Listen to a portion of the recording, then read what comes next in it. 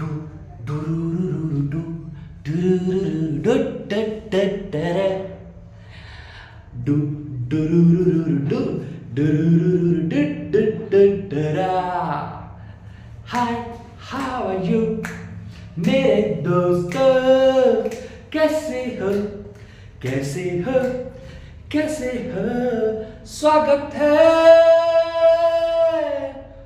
आप सबका नमस्ते है सलाम है सत श्री अकाल है हालेलुया वेलकम मेरे दोस्तों। तो स्वागत है आपका मेरे चैनल पर। मैं आपका दोस्त राहुल शर्मा और फिर से शुरू करते हैं अपनी डेवऑप्स क्लास में। उम्मीद करता हूं आप बहुत अच्छे होंगे, खुशहाल होंगे, जहां भी होंगे आप बात होंगे। नाउ अब तक हमने पढ़ा है गिट के बारे में काफी कुछ नॉलेज दी है, काफी कुछ डीपली समझाया है, ऑपरेटिंग सिस्टम के बारे में बताया है, लिनक्स कैसे काम करता है उसके बारे में बताया है, सीएमडी के बारे में मैंने थोड़ा नॉलेज दी थी, थोड़ा सा आपको बंटू बताया था and I am explaining about the more of the Git. Now what we are doing start today. आज हम करने वाले हैं रूट कॉज के ऊपर काम। हालांकि देखो सब टूल डेवऑप्स के अंदर रूट कॉज का ही काम करते हैं, मगर इस टूल के बारे में जो बता रहा हूं ये है आपका root cause. How meaning root cause. Hardware one of the most thing in the world hardware. Software बाद में आया था, पहले हार्डवेयर आया था। That's the thing. तो देखो बिना लैपटॉप के, बिना डेस्कटॉप के, बिना सर्वर के, बिना सिस्टम के आप कुछ नहीं बना सकते। तो सबसे पहले क्या रिक्वायरमेंट रहेगी हमें? सबसे पहले रिक्वायरमेंट है हार्डवेयर की। तो why is root? Because DevOps is root but depend on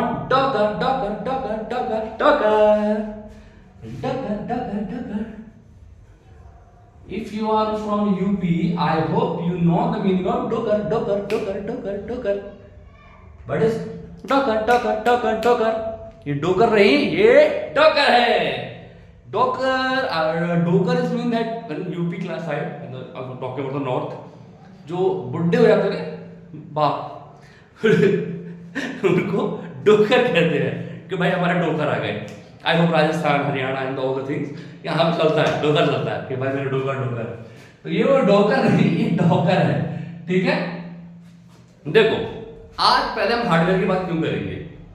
एक चीज का लेसन समझ लो, मेरा ऑपरेटिंग सिस्टम किसी न किसी हार्डवेयर पर काम करता है और मेरा हार्डवेयर ओएस के साथ काम करता है, और हार्डवेयर को ओएस समझने के लिए भी कुछ ना कुछ चाहिए होता।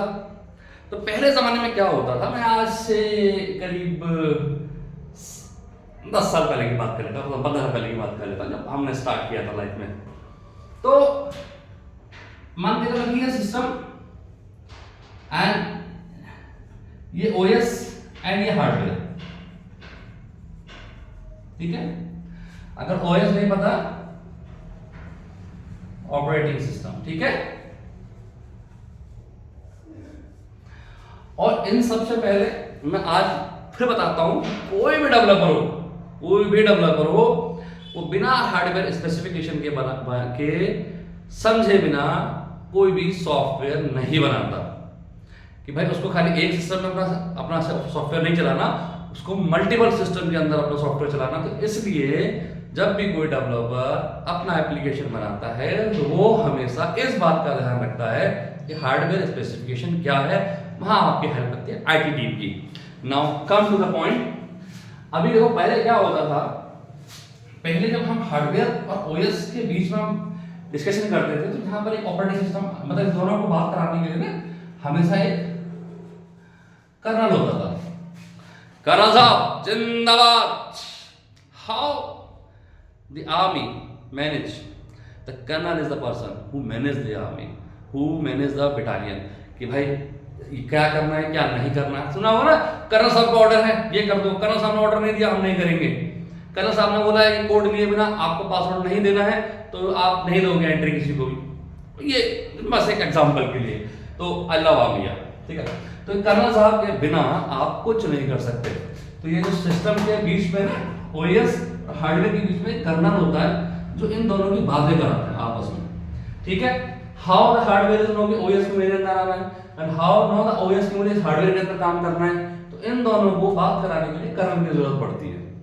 तो पहले जमाने में क्या होता था, ओएस आपका ऑपरेटिंग सिस्टम क्या होता है ये भी बता देता हूं। जैसे आपका विंडो, ठीक है, लिनक्स, रेड हैट के अंदर इसी को आ जाते हैं, आप उबंटू बोल सकते हो, मैक हो गया आपका, ठीक है, इसमें आपका उबंटू है, AWS ऑपरेटिंग सिस्टम, बहुत सारे हैं अलग अलग, 3 समझ लो फिलहाल के लिए।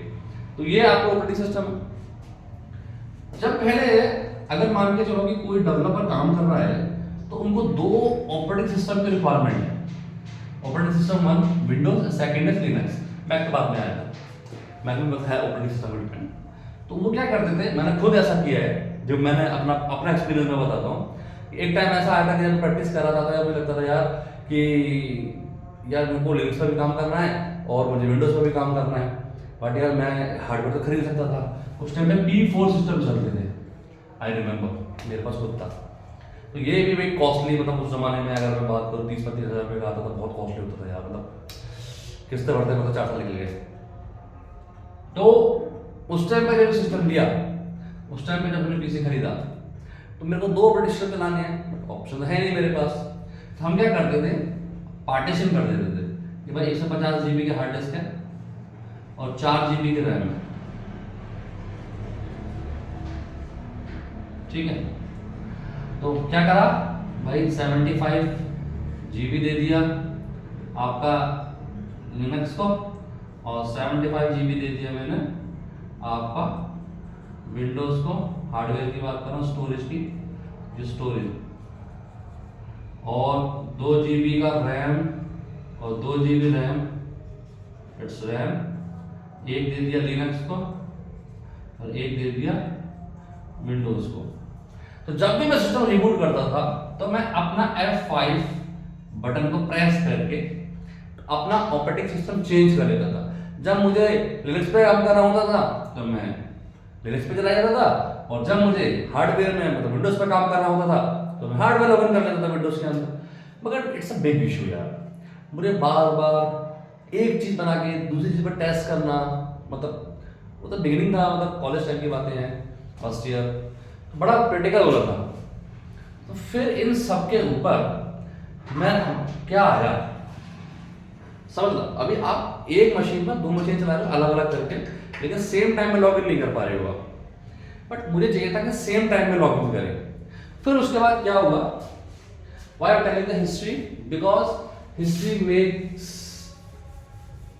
द थिंग, ठीक है, हाँ थोड़ा सा ना। फिर उसके बाद क्या आया हमारे पास, हमने लिया हार्डवेयर, यहां से हार्डवेयर के बाद एक बीच में हमने लगाया, इसको बोला हाइपरवाइजर। ये भाई हाइपरवाइजर क्या होता है, हाइपरवाइजर का क्या काम होता है, ये तो बड़ा इंटरेस्टिंग लग रहा है। मतलब ये मतलब ऐसा वर्ड है जिसे समझाने का कोई तरीका ही नहीं है। आप समझ लो हाइप में वाइजर हो जाए और वाइजर में हाइपर हो जाओ, वो आपके मन की बात। यहां पर क्या हुआ कि भाई ये था मेरा हार्डवेयर और ये था मेरा ऑपरेटिंग सिस्टम। मैंने क्या काम करा, मैंने एग्जांपल के लिए आपने देखा भी होगा, इस हाइपरवाइजर का सबसे छोटा सा एग्जांपल देता हूं, VMM, ठीक है, वर्चुअल मशीन मैनेज, मॉनिटरिंग कर लो या मैनेज करो, ठीक है, ठीक है, आप उसको समझो। हाइपरवाइजर भी यही काम करता था कि वो आपके ऑपरेटिंग सिस्टम को मॉनिटर करता था। कैसे मॉनिटर करता था, आप सिंपल सा तरीका समझो, इसको भी मिटाता हूं, ठीक है, एक एक चीज वाली प्यार से बताऊंगा, मैं वो बोर्ड नहीं गिरूंगा, ठीक है। मैंने लिया एक सिस्टम, इस सिस्टम में मैंने पहले हार्डवेयर के अंदर डाला एक ओएस, विंडो एंड ये मेरा हार्डवेयर, ठीक है। अब ओएस डल गया, हार्डवेयर के अंदर चल गया, ओके, मेरा सिस्टम चल रहा है। मैं बार बार वो पुराने वाला नहीं लेना चाहता था, तो मैंने क्या काम करा, एक हाइपरवाइजर टूल आता है और एक वगैरह का सबका आता है, ऑनलाइन ढूंढोगे तो आपको मिल जाएगा आराम से, वो सब सिस्टम के लिए कैपेबिलिटी है। अब मैंने VM डाला, वीएम के अंदर मैंने क्या काम करा, इसको मैनेज कर रहा है हाइपरवाइजर, उसको मैनेज कर रहा है।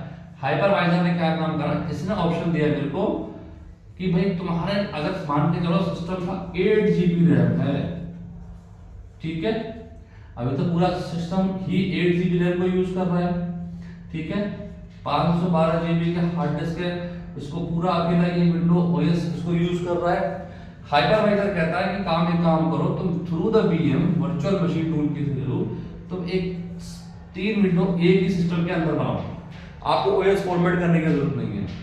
आप इसको दे दो 4 GB रैम, इसको दे दो कोई बात नहीं, मैं दे दूँ, मैं देख लूंगा। इसको भी 4 GB दे दो, कोई दिक्कत नहीं, मैं इसको भी 4 GB देख लो, कोई बात नहीं।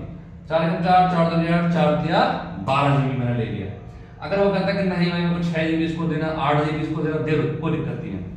8 GB टोटल है, फिर भी मैं इसको 8 GB देना हार्ड इज पॉसिबल है, वो मैनेज करता है। ये काम वीएम का काम है, ये मैंने इसको मैनेज करता है। चलो मैं 4 ले लेता हूँ, घबरा जाओगे नहीं घबराओ, ठीक, 4 4 के हिसाब से 12 GB हो गई, इंटरनल रैम तो मेरी 8 GB है। बट वीएम क्या करेगा, वीएम जब ओएस को इंस्टॉल करेगा तो वो अपने स्पेसिफिकेशन के रिगार्डिंग वो उस हार्डवेयर का वही पार्ट उठाएगा जब उसको जरूरत होगी। जब वो रनिंग करेगा तो 4 GB रैम से ऊपर का नहीं उठाएगा, सेम ये भी 4 GB से ऊपर नहीं उठाएगा, और तीसरा भी आएगा तो भी 4 GB से ऊपर नहीं उठाएगा। अभी क्या हुआ कि मैंने डाला वीएम को, अब अंदर ये ऑपरेटिंग सिस्टम आए कैसे, मैंने इमेज डाउनलोड करी, आपने सुना होगा ना इमेज, ठीक है, इमेज हर सिस्टम में हर ओएस की अपनी एक इमेज होती है। इमेज का काम क्या है, आप मेरे को देख रहे हो तो कहीं ना कहीं इमेज है, उस इमेज के थ्रू मैं आपको दिखाई दे रहा हूं, तो सेम ऑपरेटिंग सिस्टम के अंदर होता है, ऑपरेटिंग सिस्टम की अपनी खुद की एक इमेज होती है जिसके थ्रू आप उसको देख पाते हो, ठीक है। ज्यादा लंबा नहीं लेंगे, ज्यादा डीपली करना हो तो टिपिंग करना, मैं पूरा डीपली बताऊंगा, ठीक है। तो ये समझ लो कि भाई उस इमेज के थ्रू हम पहले उस इमेज को लेंगे। इमेज हाइपरवाइजर क्या काम करेगा, उस इमेज का एक पार्टीशन लिनक्स का बना दिया, मान के चलो उसने कहा कि ठीक है एक इमेज लिनक्स बना दिया। अभी मेरा खुद का ऑपरेटिंग सिस्टम यहाँ पर विंडो 11 है, बट मुझे 10 चाहिए टेस्ट करने के लिए, मैंने विंडो 10 का वो ले लिया, वो भी डाल दिया, एंड यहाँ पर मैंने मैक ले लिया, मैंने तीनों पर सारा काम कर लिया। तो फिर उसमें और क्या दिक्कत रहती है, उसमें सबसे और जो रहता है कि भाई आपने सारा मैक ओए डाल दिया, आपका काम आसान हो गया। But what is the Docker, but Docker is help for me, मेरा डॉकर क्या मदद करेगा। तो देखो डॉकर क्या कह रहा है, ठीक है, आपने डॉकर को जानने से पहले ना सबसे जरूरी चीज ये बताओ कि कंटेनर के बारे में आप लोग जानते हैं। कंटेनर किसने सोल्जर मूवी देखी है, सोल्जर मूवी में जो लॉर्ड बॉबी देओल जी हैं वो एक गाड़ी को ऊपर कंटेनर में से जूम करके नीचे आते हैं, ठीक है, वो जिस में से निकल के आते हैं ना, जब वो लिफ्ट करके ऊपर जा रहा होता है ऐसे करके जूम गाड़ी जाते हैं, तो कंटेनर होता है, ठीक है। उस कंटेनर के अंदर आप कोई भी सामान, कैसा भी सामान, किसी भी तरह का सामान ला सकते हो। आपको जानवर लाने हैं तो कंटेनर के थ्रू ला सकते हो, आपको फर्नीचर लाना है तो कंटेनर से ला सकते हो, पेपर, रोल, गाड़ी, कपड़ा, लत्ता, व्हाट एवर एनी आइटम जो फिजिबल है उसके अंदर डालने के लिए आप उस कंटेनर के अंदर डाल के ला सकते हो थ्रू द शिपिंग, ठीक है। तो कंटेनर का मतलब क्या होगा, कंटेनर का मतलब एक ऐसा बॉक्स जिसमें आप सब कुछ डाल सकते हो, ठीक है, उसके अंदर डालने की क्षमता होनी चाहिए। तो सेम काम डॉकर जी करते हैं, डॉकर कंटेनराइजेशन का काम करते हैं। कैसे करते हैं कि भाई ये कंटेनर उन्होंने बना लिया, ये क्या है आपका, यहां पर मान के चले थे ये आपका हार्डवेयर है, ठीक है, ये आपका ऑपरेटिंग सिस्टम है। अगर आपने डाला हुआ है विंडोज या लिनक्स, उबंटू, ठीक है, व्हाटएवर कुछ भी डाला हो कोई दिक्कत नहीं है। अब इसमें पहले क्या काम कर रहा था, मैंने वीएम मशीन लगाई थी। अभी वीएम मशीन से उसमें लॉस क्या हुए, मैं लॉस समझना, मैं लॉस के बारे में करता हूँ कि आपको हर बार एक वीएम मशीन बनाने के लिए अलग अलग वर्चुअल मशीन बनानी पड़ेगी। मान के चलो कि वर्चुअल मशीन बनाने की ज़रूरत क्या पड़ी कि एक एप्लीकेशन था, वो विंडो 10 पे चलना था और उसके लिए मुझे विंडो 10 बनाना पड़ा। सेम मैंने फिर क्या काम करा, विंडो 11 के लिए बनाया, फिर मैंने विंडो 11 डाली, फिर एप्लीकेशन के लिए मैंने अलग से कुछ और बनाया था। मेरे को दुनिया भर की वर्चुअल मशीन बनानी पड़ती थी, बट सेम टाइम में मैं एक्सेस नहीं कर पाता था। और उसकी लिमिटेशंस क्या थी? उसकी लिमिटेशन ये थी कि वो सिर्फ मेरे ही सिस्टम में चलेगी, वो किसी और के सिस्टम में नहीं चलेगी। मान के चलो कि मैंने एज अ डेवलपर वो मैंने मशीन बनाई वीएम के अंदर, अब मैंने उसके अंदर काम कर लिया। अब बट मैंने जब वो काम कर लिया, अपना टूल चेक कर लिया, अब वो मुझे किसी और बंदे को भेजना है। मैंने तो उसको अपनी मशीन में मैंने टेस्ट किया था, अब उसने अपनी मशीन में चलाया और वहाँ टूल नहीं चला। तो ऐसे में क्या होगा? ऐसे में तो भाई धोखा हो गया। मान के चलो कि एक डेवलपर बन था, डेवलपर ने टूल बनाया, ठीक है, सॉफ्टवेयर बनाया अपने सिस्टम पे, ठीक है, उसके सिस्टम पर वो रन कर गया एप्लीकेशन। फिर उसने वो बना भेजा क्लाइंट को, ठीक है, क्लाइंट ने देखा हाँ ठीक है हमारे सिस्टम पे चल रहा है। लेकिन यही जब क्लाइंट ने इसको प्रोडक्शन पर डाला, ठीक है, मतलब अपने क्लाइंट के सर्वर पे, अपने प्रोडक्शन पे, मतलब लोगों को लिए बनाया, पर वहां पे ये नहीं चला। तो क्यों ऐसा हुआ? क्योंकि इसका जो सिस्टम था उसका कॉन्फ़िगरेशन सेम था, तो वो एप्लीकेशन रन कर गया। बट इसका जो सिस्टम था, इसका कॉन्फ़िगरेशन अलग था, या इन सब का कॉन्फ़िगरेशन अलग था। तो कुछ पे एप्लीकेशन चला, कुछ पे एप्लीकेशन नहीं चला। तो इस केस में हम क्या करते हैं? उस केस में हम एक ऐसा प्लेटफॉर्म हमें चाहिए जहां पर हम सारे हर तरह का ओएस बनाकर उस पर अपना एप्लीकेशन टेस्ट कर सके, ठीक है। It will be possible, but यार एक बात बताओ, अगर मेरे को 50 तरह की मेरे को ओएस टेस्ट करने हैं, क्योंकि हर ओएस का अपना एक यूनिक आइडेंटिफिकेशन होता है। अगर मैं खाली विंडोज़ की बात करूँ तो विंडो के अंदर भी होम है, बेसिक है, प्रोफेशनल है, मतलब काफ़ी सारे हैं। अब आपको ये तो है नहीं कि हर एक आपके लिए भाई प्रोफेशनल का अलग विंडो ओएस डालोगे, फिर उसके लिए अलग डालोगे, तो मतलब आपका तो सारा उसी में निकल जाएगा पूरा का पूरा दिन। और अगर आप बनाते भी हो तो फिर आपको कॉस्टिंग बहुत ज़्यादा देनी पड़ेगी, क्योंकि भाई काफ़ी कॉस्टली पड़ता है रैम रोम सिस्टम पूरा हार्डवेयर परचेज करना और उन पर हर अलग अलग जगह टेस्ट करना। और आपने वर्चुअल मशीन बना भी दिया, ठीक है, इनकेस आप बना भी रहे हो वर्चुअल मशीन, तो आप तक ही वो लिमिटेड है। क्लाइंट को तो फिर आप वर्चुअल मशीन नहीं भेजोगे, या फिर आप क्लाइंट को भी बोलोगे भाई तू अपने सिस्टम में जा और ये वर्चुअल मशीन डाल। और ऐसा पॉसिबल नहीं कि वो खुद बैठ के कम से कम 20 तरह के वर्चुअल मशीन सिस्टम में बनाए। इट विल बी पॉसिबल, मेरे लिए तो बहुत क्रिटिकल है कि मुझे अगर कोई ये बोले कि राहुल को 10 काम करने हैं तो मैं नहीं करता भाई, मैं बहुत लेजी आदमी हूँ। मेरे को तो ऐसा कुछ दे दो कि भाई मेरा एक बटन दबाओ मेरा सारा काम हो जाए। गॉट इट ना? जैसे आज के डेट में लंबी लंबी वीडियो कोई नहीं देखता, शॉर्ट रील सब देख लेते हैं। 30 सेकंड की वीडियो आज के डेट में लोगों को लगता है सफिशिएंट है। पहले लोग 1 घंटे की वीडियो देखते थे, फिर आधे घंटे, फिर 15 मिनट, 1 मिनट। अब लोग 30 सेकंड तक के वीडियो में सोचते हैं कि पूरी नॉलेज ले जाए, और वो कहीं ना कहीं आपके माइंड की नॉलेज कम कर रहा है। समझना, चलो तो अलग बात रही। बट यहाँ पर क्या है? यहाँ पर तो देखो भाई मैं अलग अलग ओएस एक ही सिस्टम में वर्चुअली नहीं डालूंगा, तो मुझे ऐसा कुछ मिल जाए कि भाई मेरे को जब जिसकी ज़रूरत हो मैं सिर्फ उसी को डाउनलोड कर लूँ। समझना, मतलब मुझे जिस चीज़ की रिक्वायरमेंट है मैं उसको डाउनलोड कर लूँ, और मेरे को खाली उसी पे काम करना पड़े और किसी पे काम ना करना पड़े, वो काम हो जाए। तो देखो यहाँ पर क्या होगा कि यहाँ हार्डवेयर लिया, मैंने बनाया कंटेनर, कंटेनर के अंदर मैंने क्या काम करा, हाइपरवाइजर यहाँ पे नहीं आएगा। हाइपरवाइजर फिर समझ लो, hypervisor is a tool basically it will manage to एक ओएस विद वीएम, उनके बीच में जो बात करता है वो हाइपरवाइजर काम करता है, ठीक है। तो यहाँ पर क्या काम हुआ, कंटेनर के अंदर मैंने